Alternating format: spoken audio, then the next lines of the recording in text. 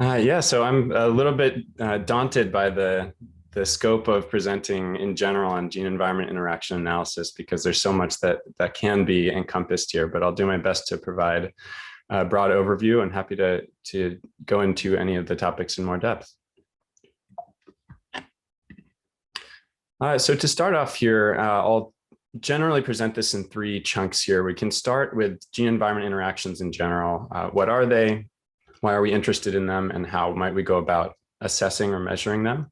The second, a little bit of investigation into why statistical power is a particular issue for gene environment interactions, or G by E, and talk about some of the opportunities for addressing those and improving power. And then number three will be a bit of a grab bag of some additional topics that are relevant and potentially interesting for future investigation. So I want to start with an example here, and that example is of Phenylketonuria, which is known as PKU. And this is an example of a high impact gene environment interaction. And basically the idea here is that Phenylketonuria is a disease in which the phenylalanine hydroxylase gene, which is responsible for converting phenylalanine to tyrosine, loses most or all of its function. This leads to phenylalanine buildup, and that can downstream lead to intellectual disability and developmental problems quite early in life in babies, if not addressed. It's so impactful that it has been long part of routine neonatal testing. And that's partly because it can be treated, in a sense, by specifically using a low phenylalanine diet in babies and throughout life. And that is able to largely remove these symptoms. The interesting thing here, and the reason I call it a gene environment interaction, is that if we look at the top row of this table here, where we say we sort of have a normal phenylalanine hydroxylase gene, it doesn't necessarily make a difference, a low phenylalanine diet or a standard diet. That's not going to change the disease phenotype. And likewise, in the case of a low phenylalanine diet, you will see a normal phenotype whether the gene is normal or the gene is dysfunctional. But it's only in this sort of two-hit synergistic manner that having both a dysfunctional phenylalanine hydroxylase gene and a standard diet will result in these disease symptoms.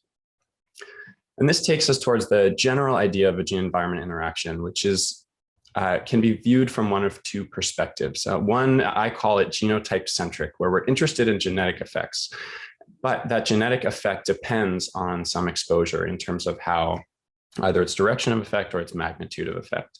Likewise, we can think of it, although it's equivalent, in an exposure-centric perspective, where we care about the effect or the association of some exposure with an outcome, but that depends on a genotype. And so what this looks like in practice, here's my little cartoon here. If we look at the left panel, there's both an effect of the genotype. The phenotype increases as we go from genotype A to B, and the phenotype also increases as we go from environment 1 to 2. But there's no interaction here because these effects are independent of each other. Another way to say this is that these lines are parallel. So in the right panel, instead, here we have an example of a G by E interaction, because in genotype A, we see that the difference between environment 1 and 2 is different than in genotype B, and vice versa.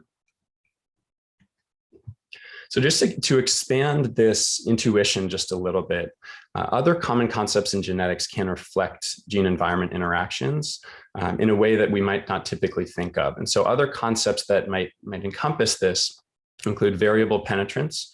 So we talk about, oh, well, this genetic mutation is impactful in some people, but it's not impactful in others. That might be because of interactions with environment. When we stratify genetic associations, let's say by sex, and we say there's a genetic association in males, if that's different than females, this is an interaction between sex and the genetic variant. And also pharmacogenomics, because the outcome of interest in pharmacogenomics is response to some exposure, which is a pharmaceutical drug in this case. This can also be thought of as a G by E. So why do we care in general? There are a whole host of reasons why gene-environment interactions could be interesting. First is simply a better understanding of biology. So if we see that a genetic variant, we think we understand how it's acting, and it turns out that that depends on the environment, that could give really interesting clues as to sort of refining our understanding of the biology there. If we think in this genotype centric manner that I talked about earlier, we might be interested in understanding genetic effects, but in the context of environment. So maybe this helps us explain missing heritability. You know, we can't find this, we can't find the right genetic effects to explain heritability because they are dependent on some way in environment. Or it might help us detect genetic associations that we otherwise wouldn't because, again, they're hidden in some way. If we move to the exposure-centric perspective, where we care about the effects of exposure being modulated by genotype, this is where we get into the realm of precision medicine, right? And the idea that for me versus for you, based on our genotype, we should be taking different drugs or we should be eating different diets or something like that.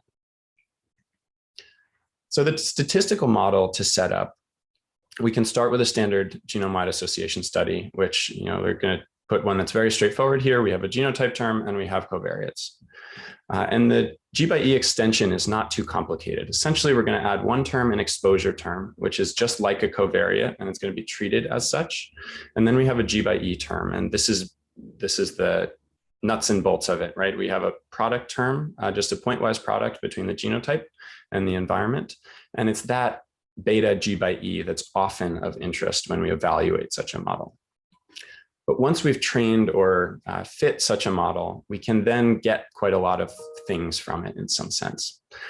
So one, we have an interaction test, and that would be evaluating this beta G by E. And we would maybe for that be trying to understand biology or understand, again, specifically this synergy between the gene and the environment in impacting the outcome.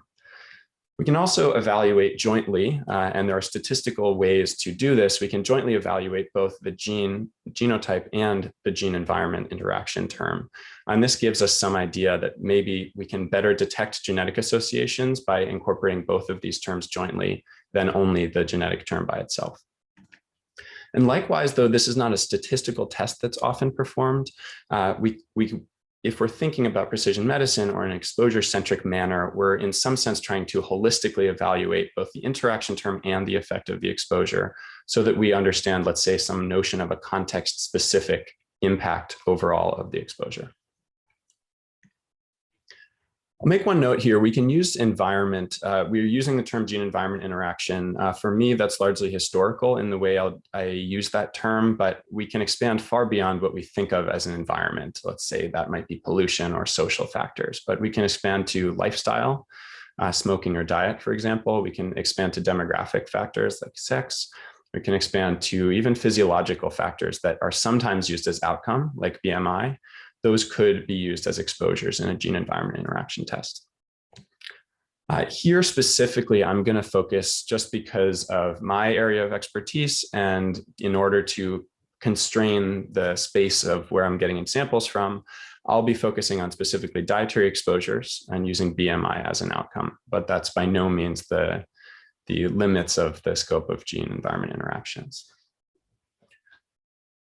So the PKU, the Phenylketonuria example, is a particularly stark one because we have a phenotype that's very notable and it's very responsive to this interaction. But in practice, we expect to find more modest effects. And so I'll give one little vignette here of a series of studies looking into one interaction that might give a little intuition for how we maybe hope or expect that this could work in practice. So in a study in 2009, in the Framingham Heart Study, a group was able to look at stratifying individuals by both their saturated fat intake, which you see in the groups here on the x-axis, as well as genotype at a variant in ApoA2. And you see those, each of the different colored bars or the different shaded bars here are those genotypes. And they're interested in seeing how those different strata and that interaction of saturated fat and the genotype at ApoA2 influenced BMI. And what we can see here in this diagram is that In individuals with low saturated fat intake, this genotype, while there might be a little decrease, we don't see a statistically significant difference in BMI. However, if we look at the high saturated fat consumers, more than 22 grams per day, we see there is a significant difference in BMI between the two genotypes, CC carriers versus everyone else. And so they originally discovered this in Framingham Heart Study. And here you don't need to look at everything for these figures. Let's just focus on the relative heights of the bars. We can see that they were able to see a relatively similar type of pattern in the Golden study, which is also in the US, as well as the Boston Puerto Rican study, which is different ancestry individuals, but also from the US. We move on. Additional studies by this group and others were able to see that they could replicate, again, the same sort of shape of these relative bars, an increase based on genotype in high but not low saturated fat consumers in additional populations. We have a Mediterranean population, Chinese and Asian Indians, and Iranian individuals with type 2 diabetes. So in all sorts of ancestries, ethnicities, and even physiological states like type 2 diabetes, this interaction seems to replicate.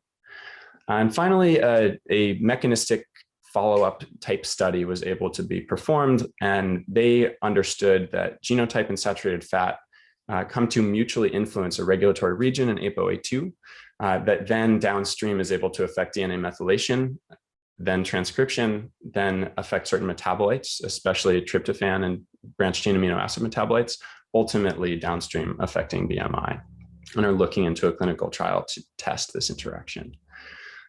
So this is just an example of how we hope that interaction analysis will work. And I can step in a moment into maybe how things often turn out in practice, but I'll stop there for questions just at the moment. Thank you, Kenny. I don't see any questions just yet, so I will let you know at the next break point. Sounds great. All right. So getting into sort of if reality hits a little bit, we have often some statistical power difficulties in gene-environment interactions. GWAS discovery, this plot on the left, some of you may have seen this. This is even from 4 years ago or so. We've noted that GWAS discovery, in step with both time passing and sample sizes increasing, we see a nice increase in locus discovery. But G by E analysis has lagged a little bit behind this. And so one major reason for this is that statistical power is a major obstacle to gene-environment interaction. So at least in the case of a binary exposure, one heuristic we often use is that interaction detection statistically will often require almost 4 times the sample size compared to a main effect that has a similar magnitude of effect on the outcome. And so to get a little handle of this, we can look at just some quick ad hoc power calculations that I performed for this. If we are able to simulate an effect size of 0.05 standard deviations in some, let's say, some continuous outcome. If we want intuition for this, we could think about BMI and think about FTO variant. That is, one of the best known GWAS variants and one of the strongest. That associates with about 0.4 BMI units per allele. So we'd be talking about an interaction effect that would correspond to about half of that, let's say 0.2 BMI units that this interaction is responsible for in some sense. And so we can see across different minor allele frequencies, if we're looking towards rare variants of, let's say, 0.005 all the way up to 0.5, these are naturally given the same effect size. They're explaining different amounts of variance and will require different sample sizes. So if we're conducting a GWAS to try to detect this type of sample size at a genome-wide significance threshold, for the 0.5 minor allele frequency, let's say maybe 34,000-ish individuals here is what's necessary. And then we're moving all the way up for this rarer variant. If we're not aggregating, it might take quite a lot of individuals, even for a GWAS, almost reaching 2 million to detect this effect. Now, if we extend to G by E, suddenly, we're expanding. This is not exactly a factor of 4, but we need a substantially greater number of individuals based on a set of reasonable assumptions to get to the same type of power for the interaction. And we're getting towards here, we see moving from 34,000, which is very common these days for a GWAS, we're getting towards the need for biobank scale population sizes in order to even identify an interaction effect for a common variant. And we're getting towards maybe even unfeasible sample sizes for something like a very rare variant that might be, the 0.005 minor allele frequency with current sample sizes that are available.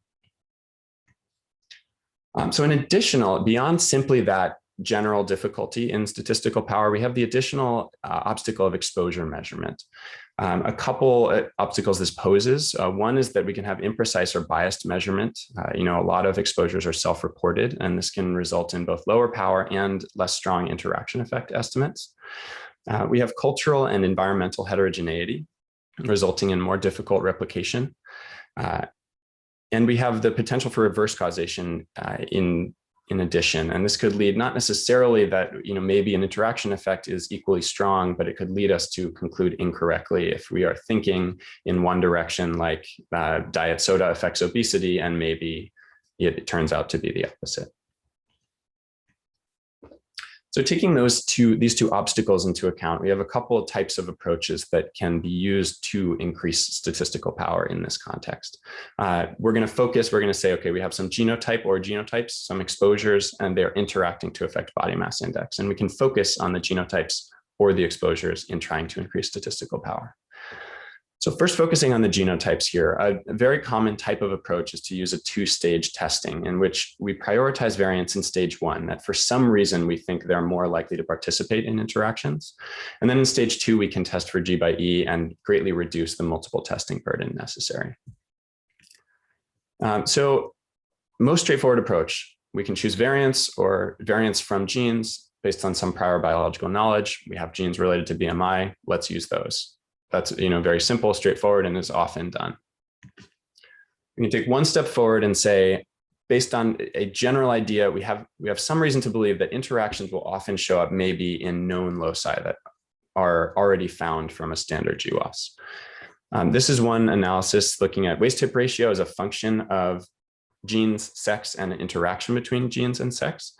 And here, from one of our papers recently, and what we're showing here is a Manhattan plot for interaction p-values going up on the top and marginal genetic effects going down. And what you generally see here is that almost every peak that we see for interaction, we see showing up as a marginal effect locus as well, indicating that maybe we can simply prioritize GWAS loci and then look for interaction effects at those loci. Yet another idea would be this idea of variance-QTLs. And so here the point is that interactions can induce genetic associations with the variance of some phenotype. And so what we're looking at here, we might actually start in the panel on the right in B here, and point out that if there's a genetic interaction, let's say the genotype increases the phenotype in one environment, let's say the blue, and in the red, it's actually decreasing the phenotype. This may not happen a lot in practice, but let's suppose it happens. We can then look at the actual distribution of the values of these phenotypes and now look to the left and see that if we were to test for difference in variance across genotypes, AA, AG, and GG, we might actually detect that this locus is interesting, even if we don't know or we haven't measured the red, green, blue environment in panel B there. And so multiple studies have looked at this, but one, for example, took a look at finding these variance-QTLs and then ultimately looking at those VQTLs, if we find interactions and try to replicate them internally, how well do they replicate, indicating sort of how enriched maybe these variants are for actual interaction. If they take a bunch of random SNPs, they see essentially negligible replication of the interactions that they find, as might be expected. If they take main effect only, so that was what I was talking about in the last slide, maybe a GWAS locus, they find that, okay, we see better replication. If they find 25% of the, if they find a certain set of interactions, then maybe about 25% of them are replicating in this held out internal sample. But finally, if they choose VQTLs, we can see that we're getting a lot higher here and that we're more than doubling the amount of variants or the amount of interactions that seem to be real or that seem to replicate. And so this is quite a promising strategy. And I'll actually be talking in the main in the main MPG talk today about one investigation leveraging this idea. Another genotype-focused approach is to use polygenic scores, and this is probably the most straightforward of all here. So we have an example here of sugar-sweetened beverages, genotypes, and BMI. This study was quite a well-known study from 2012 where they simply constructed a BMI polygenic score, not based on interaction, just based on a typical polygenic score methods. And they were able to see that on the y-axis here, we have the effect size of sugar-sweetened beverages on BMI. And we can see that across each of these three cohorts, and when we pool them together, there's this step increase such that individuals, as their genetic predisposition to higher BMI increases, the effect of sugar-sweetened beverages goes from negative or essentially zero up to a quite substantial effect. And so this is another quite promising path that that's quite often used to increase power for interaction detection. In addition, we have exposure-focused strategies, right? So I'll put this in two categories here. First, we can think about the data sets that we actually collect. One approach is better measurement. So maybe wearable technologies for physical activity, for sleep, et cetera. These might give us better estimates of some of these behavioral components than we might get from self-report. We can incorporate more diverse populations where ethnic and cultural heterogeneity leading to differences in the distribution of environments and exposures. This can actually be quite helpful in some instances in aid discovery, especially in meta-analysis, that sort of thing. And finally, we can collect longitudinal data, which will also help us better pin down better estimates of the outcome and the exposure in different individuals. Likewise, on the analysis side, there are multiple very interesting methods cropping up related to use of multiple environments at once. There's the idea of a lifestyle risk score that's come out recently from the Charge Gene Lifestyle Interaction group, where they're trying to aggregate and say, well, are multiple healthy behaviors in some sort of score, does that interact with genotype? Likewise, another approach taken in a 2019 paper here was this idea of high dimensional environments, where we construct an environment relationship matrix that's similar to what we might think of as a genomic relationship matrix, and use that to encompass similarity of environments across individuals across a wide scope of these exposures. And finally, longitudinal methods here in the analysis will help us better take advantage of the longitudinal data that I mentioned above to, again, better identify these interactions. So I will take a break here for a moment, and I saw a couple of questions. Thank you very much. Yes, I will voice the one that's here and ask anyone else again who has questions to please post them in the Q&A. So the question here is, isn't the assumption that interactions are more likely to be found in main effect loci flawed because the larger variance introduced by interaction effects would lower the likelihood that a given variant reaches significance? Thus, main effect GWAS could be biased toward non-interacting loci. Yeah, so I think this is a really good point, and something that I glossed over at the beginning when I introduced interactions, and I think is a key piece here, is this distinction between what we'll often call quantitative interaction, where the genotype, let's say the effect of the environment, is just being tuned up or down. It's more strong of an effect in one environmental strata than compared to the other. But then we have this idea of qualitative interactions, and I can actually back up real quick here. So this slide, if we're looking at panel B on the left here, that's an example. What's being shown here is what we might call a qualitative interaction. So this is a particular instance where the person asking the question is totally right, that in this particular instance, we'd expect a potentially strong interaction and no marginal genetic effect potentially whatsoever. What I would point out is that we don't expect to often see this in practice. At least intuitively, it seems a bit more likely that we'd find let's say a genetic variant that's sort of tuning the effect. If we go to our saturated fat BMI example, we might not expect that in high or low saturated fat intake, the effect of a genotype is going to totally reverse direction. We might rather expect that it's going to be modest in one group of the population and more substantial in another group. So I think that is a great point, and that's why it's useful to conduct genome-wide studies of interaction, not just neglect that, but for certain, especially depending on your hypothesis of what the interaction might look like, it will often, it can still be worth the trade-off to use main effect loci. Thank you very much. And there's one other question before you go on. So the attendee thanks you for your talk and says, I'd like to know how to conduct the joint test G by E plus G and the other test G by E plus E. Yeah, so the joint test specifically, there are a couple of different software tools. Our lab has particularly released one software recently. It's called this GEM tool. And this was you can read about that in our paper right here, the bioinformatics paper that is in press at the moment. So that is one approach, is to use one of a couple different software. So some software that's used for calculating gene environment interactions, especially genome-wide, will be able to output directly the joint test.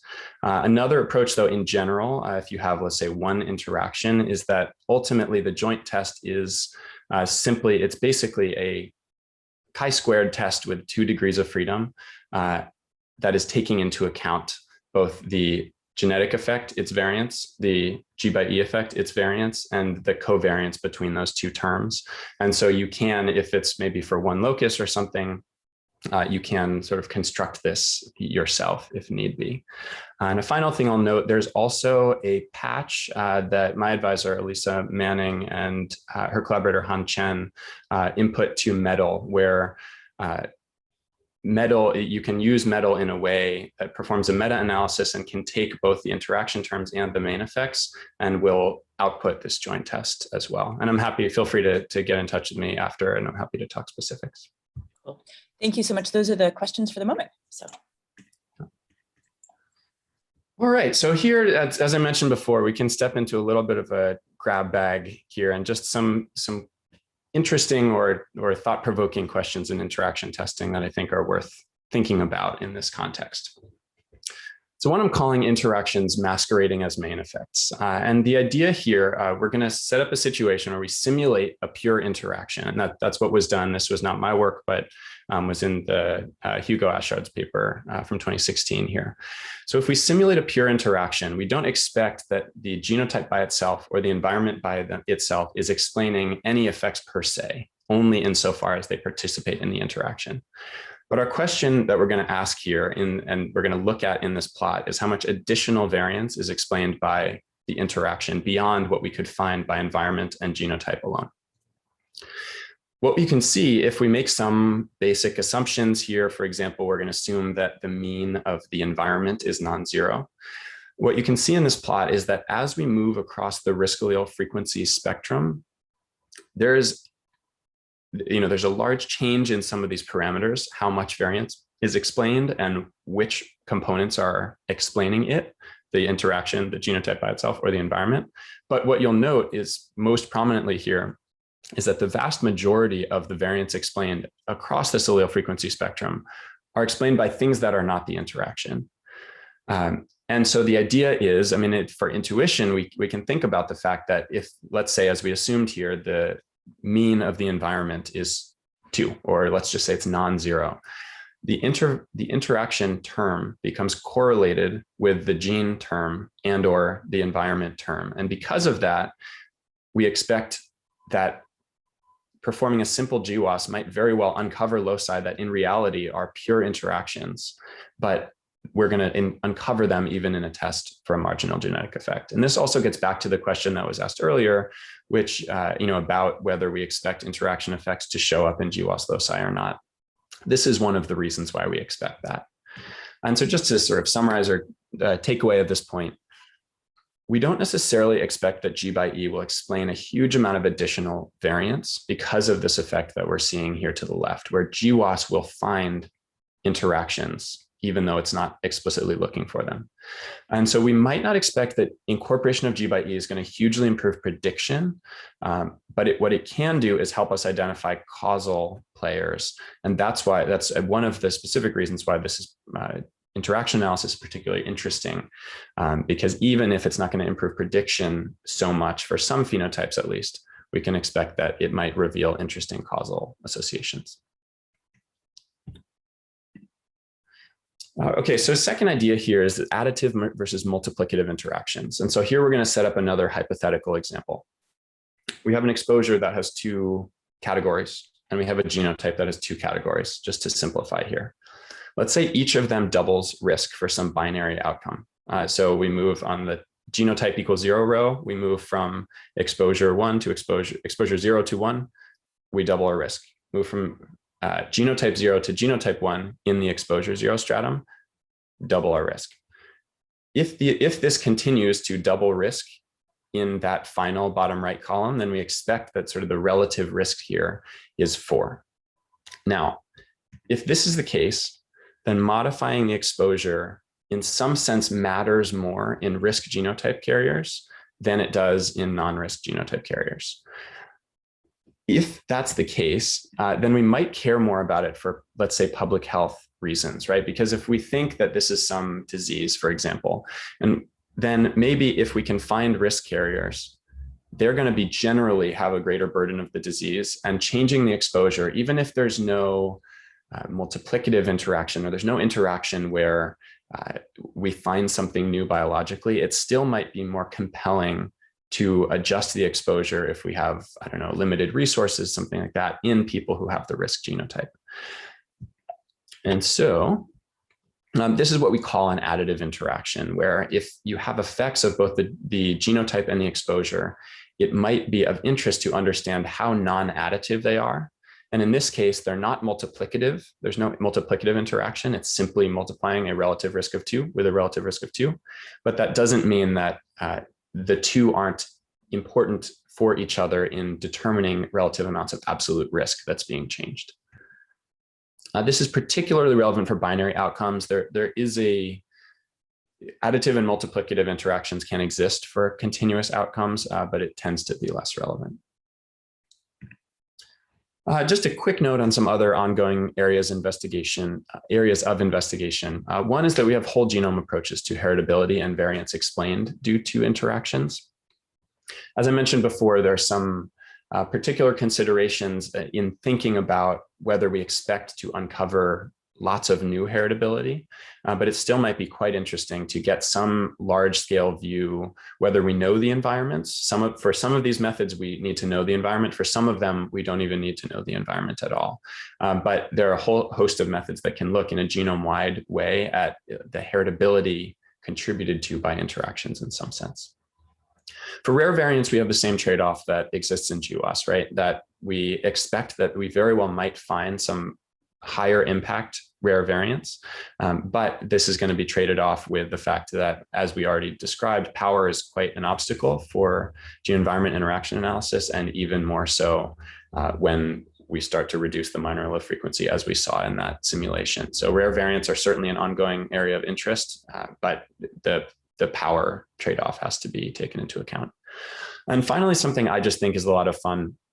I don't know if this is an official method or not, but a group from the UK has looked, there are a couple different studies have looked into this idea of Mendelian randomization G by E, where the idea is that that G by E interaction analysis can help prove the robustness of an MR analysis. So our example here, if we have an MR analysis that's proxying smoking and trying to understand a causal effect of smoking, if we can look at it from a gene environment interaction analysis perspective, where there's some modifying factor, which is, does the population smoke at all? We'd expect that that even genetic variants proxying smoking will not have any effect and should not affect the outcome if it's a population where there is no smoking, for example. So that's just another interesting area for investigation as well. And so just to sum up here, gene environment interaction analysis can be a critical building block for biological understanding as well as informing personalized medicine. Talked about that in general, the biological understanding, maybe from just looking specifically at the interaction term and understanding synergies between environments writ large and genotypes, as well as for informing personalized medicine. And that, again, comes from this idea of being able to look at the effect of the exposure holistically, conditional on some genotype. Low statistical power, as I talked about in the second section, is a major obstacle. And we saw that that's due to both general difficulties in power for gene-environment interactions, as well as the fact that often the exposure will not be measured as well as the genotype or the outcome. And if that's the case, then that will further dilute statistical power. But we have a series of approaches that can help deal with that. We can prioritize variance any number of ways, GWAS variance, the variance-QTLs, et cetera. We can use multi-genotype approaches like a polygenic risk score to collapse genotypes into one. And we can use multi-exposure approaches. This could be like a lifestyle risk score, or this could be like some of the more advanced, maybe high dimensional environment random effect type of approaches to understanding the impact of multiple environments interacting at once. And to make progress on this, a lot of these takeaways are similar to what we might say for GWAS, right? We can use larger samples. We can try to actively seek more diverse populations. And I think unique from GWAS is the fact that particularly in one thing we can mean by diversity here even more than for GWAS is that we can specifically seek populations where there's diversity of these exposures, whether sort of environmental differences in these groups. And finally, better exposure measurement will always be helpful in pinpointing the measurement and identification. And so thank you for your attention. Happy to take some additional questions here. Thank you so much. That was really wonderful.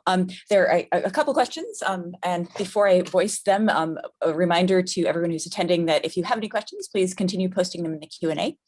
So the first question is posted there, and it's a question about terminology, and the attendee says, are the additive rather than multiplicative interactions sometimes called gene-environment correlations rather than interactions? Yeah. So I'm aware of, although I'm not hugely in, I'm not too familiar with the literature on this. There's, I think, a lot, especially in the social sciences, there's a lot of discussion of and references to this gene environment correlation, where we're thinking about if our exposure, let's say, is some behavior, let's say it's a behavior, where that can have impacts on both our statistical inference and how we think about the mechanism of an interaction. So that is definitely worth thinking about, and it's something that can be a really key component to consider when you're testing for interactions and trying to understand what's going on. With that said, I don't know, and I'm happy to hear if there's an element that I'm not thinking about, but the additive versus multiplicative, I don't know that those two pieces are necessarily correlated, because at least in the way I presented it here, if we're thinking about this hypothetical setup, we're not necessarily claiming that there's any impact of the genotype on the exposure, but simply that changing one of them will have more impact on the absolute number of people, let's say, getting some disease in one strata versus the other of exposure or genotype, et cetera. Got it. Great, thank you. And to the attendee, if you wanted to follow up, please, of course, post things in the Q&A. I will follow up with one question also that's something you've already touched on a bit, but it's something that is really frequently occurs to me, which is that oftentimes, even just with a simple GWAS or just genotype phenotype needs, there's often varying levels of confidence in the phenotypes, and so sometimes you're absolutely certain, as well as one can be, of a phenotype, and for other individuals you may have a decent guess, but you have some probability associated with that. And then, of course, when you add the environmental component, that adds a whole new opportunity for variation in the certainty among individuals. And I know you've addressed aspects of this before. I'm wondering what your sense is if you have complete, as much as that can be the case, phenotype and environment data for a subset of individuals and then only phenotype data for others. Is there a way to include all of the individuals, bearing in mind that the amount or the types of information is variable, or the certainty is variable among them? Or is it better just to exclude things that individuals that fall far below the information standards for the others? Yeah, I think this is a really tricky one, and I think my mind's going to a couple different ways. One is that the idea of unsupervised learning. If we're thinking in a machine learning context, right, that we have some labels, we have some not labels, and can we use all the data in a useful way? I think one way, naively, that we could address a situation like this. Let's just say we decide half of our individuals are just, they're straight out. We can't use them whatsoever. Yep. For these individuals, we might still be able to use that sample in some way if we're thinking about some of the variant prioritization approaches that I talked about. If we think about, okay, let's stratify our sample, let's use the first half who don't have as good exposure data. So let's think about, for example, variance-QTLs, right? That's what I was talking about. You might very well be able to take individuals from the same population, but for whom you don't know the environment. You might be able to prioritize 10% of your variance, 5% of your variance. You could use a very liberal cutoff and just say, all right, we're trying to narrow down by some substantial amount the set of variants that we're looking at. And then you could look at that in individuals with the exposure. Another way in general, and especially for more noisily measured exposures, like let's say self-reported physical activity or diet, something like that, an approach I've seen explored is to take a look at only extremes. And where we say, binarization or sort of discretization of individuals where the environment isn't measured as well, maybe, could still allow us to use that information and maybe be diluted a little bit less. So these are all kinds of approaches towards that. Yeah. Great. Thank you very much. That's really thought-provoking. And I think we have time for one more question. And this goes back to the previous question. So to go back to the earlier question about traditional GWAS being biased toward main effects. For any interacting variant, not just the example you mentioned, the standard deviation will be larger, and thus the wider confidence intervals may impair achieving genome-wide significance for the interacting variant compared to a non-interacting variant with the same main effect, correct? Yes, I would. Yeah. Is that the question, or that's the first part? That is the question as written. And again, please follow up if you would like to ask more questions, but yes. So I think the idea there would be, yes, we might expect that the confidence interval could be a little more difficult to detect that variant compared to a main effect variant of the same effect. But I think the important maybe comparison here is that, GWAS, more power is always helpful, more sample size is always helpful, but we have pretty solid sample sizes for a lot of phenotypes for GWAS. So much so that we might expect that even those that are a little more difficult to identify, that at this point we might be getting towards identifying those, and that the comparison of that with a main GWAS is less important than the comparison between that and an interaction test, where we have maybe mismeasurement of the exposure, et cetera. And so I think that all contributes.